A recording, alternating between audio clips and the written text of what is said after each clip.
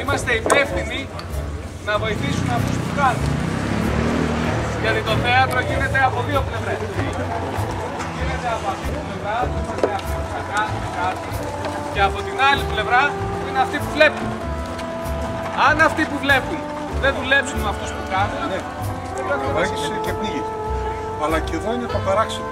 Επιστρέφει τις νύχτες, στέκει δίπλα στη γυναίκα, την κοιτάζει και από πάνω του στραγγίζει ακόμα η αρμύρα και τα φύλλα, σαν πληγμένος που τον σύραν από τη θάλασσα.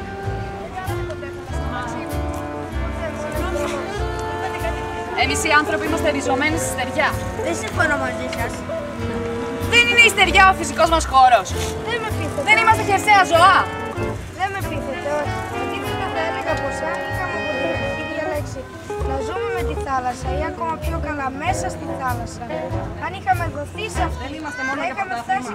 Δεν με πείθετε, όχι. Αντίθετα θα έλεγα πως αν από την αρχή είχαμε συνηθίσει να παίζουμε σε Champions League ή ακόμα καλύτερα σε Mundial, αν ήμασταν συνηθισμένοι σε αυτό, θα είχαμε φτάσει κάποια τελειότητα.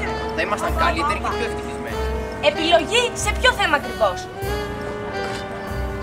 Ναι, ό,τι και αν κάνω, οφείλω να διαλέξω. Να το αφήσω να χαθεί ή να πάω να ζητούμε. Περίμενε! Καλέ στάβησε τη λέξη. Να παραοδείς αυτόν τον άγνωστο. Με πιάνει τρόμος. Δεν ξέρεις το όνομά του. Για αυτόν τον δρόμο. Αυτός ο δρόμος φέρνει ήλικο. Ήλικο το άγνωστο. Πολλά βιβλία σχετικά με αυτό το θέμα. Δεν ξέρω, νομίζω ότι ο γάμος είναι κάτι μαγικό. Ότι με τον καιρό ο ένας αρχίζει και γίνεται σαν τον άλλον, μεταμορφώνεται. Όμως πώς, δηλαδή από αυτό το διαφέρει.